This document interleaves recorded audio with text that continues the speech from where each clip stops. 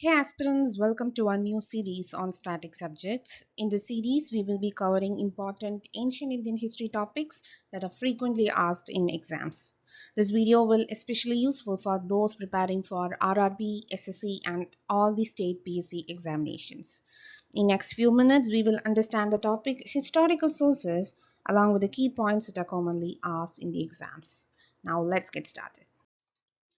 Historical sources are the materials used by the historians to reconstruct the ancient social, economic, and political life. There are two types of sources. They are literary source and archaeological sources. First, let's look into literary sources. Literary sources are of two types. They are religious sources and secular sources.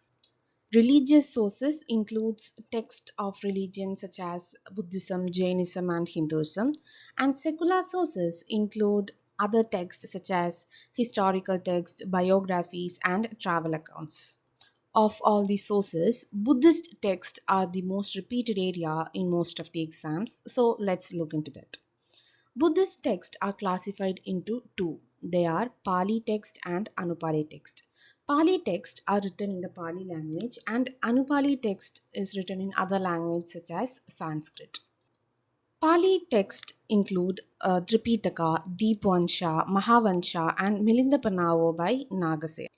Of these, important one is Tripitaka, which includes three Pitakas. First one is Vinaya Pitaka. Vinaya Pitaka includes rules for leading the monastic lives.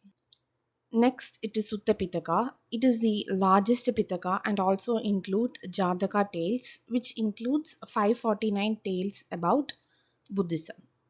Last is Abhidhamma Pitaka. It includes doctrines of Buddha in a scholastic manner. Other texts are Deepvansha and Mahavansha, and they were compiled in Sri Lanka, and they also provide some information about the ancient India. And the text Milinda Panavo, it is a dialogue between the Indo-Greek king Meander, also known as Milinda, and the Buddhist monk Nagasena. Next, Anupali texts include Divyavadan, Arya Manjushri Mulkalpa, and Lalit Vistar. Next important source of literature is Jain text. Major Jain texts include 12 Angas. They were compiled in the second Jain Mahasabha held at Vallabhi of Gujarat.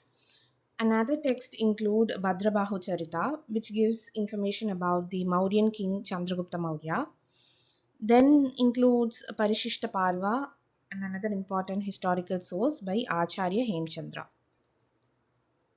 Greek writers also give valuable information about ancient India. For example, Indica, written by Megasthenes, gives account of the Chandragupta Maurya's reign and describes Indian society, administration, and philosophers.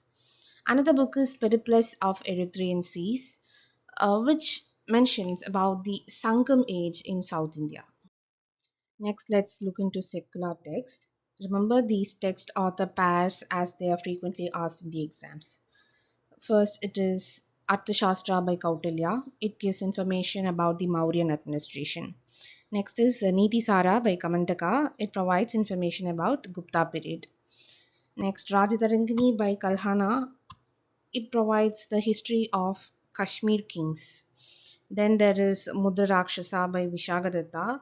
It mentions about Chandragupta Maurya and Chanakya. Then there is Malavika Agnimitram by Kalidasa. It provides details about the Shunga dynasty. Also, you should know about Ashtadhyayi by Panini and Mahabhashya by Patanjali, which also speaks about the Mauryan Empire. Next, let's look into important travel accounts frequently asked in exams. For example, Fahian visited during the rule of Chandragupta II and Ahuan Sang visited during the rule of Harshavardhana, and they gives detail about their rule, socio-cultural and political system of the time.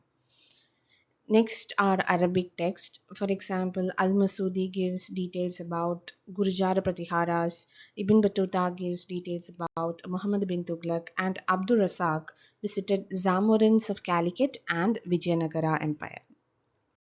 That's all for important literary sources. Next, let's look into the archaeological sources. Archaeological sources include inscriptions, coins, monument, and excavated materials. First, let's look into inscriptions. Generally, it's believed that the era of inscription began from Ashoka's reign, but actually, there are two inscriptions found earlier than that. They are Piprava urn inscription and Barley inscription in Rajasthan. So make sure you know the names. Next are the Mauryan inscriptions, and they are the most important one. Of that, major one is Ashokan inscription. Of Ashokan inscription, first one is Babru inscription. In that, Ashoka is mentioned as Magadhiraj Ashoka. Next, there is Yeragudi inscription in Andhra Pradesh, Junagadh inscription in Girnar, and Allahabad Pillar Edict. All these are the inscription by Ashoka. Then there is Nagarjuna cave inscription. It was issued by King Dasharatha, who is the grandson of King Ashoka, and he's also the one who gave Vapika, Gopika, and Vaditika cave for the Ajivika monks. Next, let's look into the post-Mauryan inscription. Here you should know the inscription name, place, and the king associated with it. First is a Besnagar inscription in Madhya Pradesh. It talks about Bhagabhadra, a Shunga king. Next is Ayodhya inscription in Uttar Pradesh. It's about Pushyamitra Shunga. Next is Hathigumba in Odisha. It's about King Karavela. Then there is Nasik cave in Maharashtra, which is about Gautami Putra Satakadni. Then there is Girnar inscription about Rudradaman. Next, let's look into some of the important inscription during the Gupta period. First, let's see into the Samudragupta's inscription. First one is Prayag Prashasti in Uttar Pradesh, Iran inscription in Madhya Pradesh, Nalanda copper plate inscription in Bihar, and Gaya copper plate inscription in Bihar. Now, just know these inscription name, place, and the ruler name. That is sufficient for the exams. Next, let's look into Chandragupta II.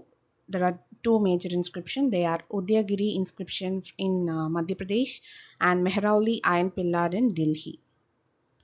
Next, in Kumaragupta I's period, there is Damodar copper plate inscription in Bengal and Mysore stone inscription in Madhya Pradesh. Next is Skandagupta I. During his rule, there was Junagadh inscription, Bitari inscription in Uttar Pradesh, and Indore copper plate inscription.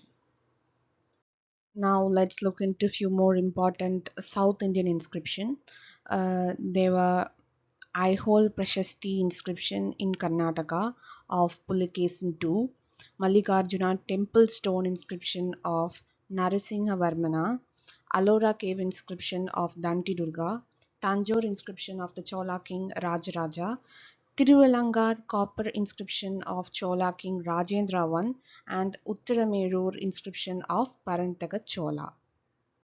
So that's it for today's topic, historical sources. If this video was helpful to your exam preparation, don't forget to like the video and subscribe to our channel for more such quick lessons.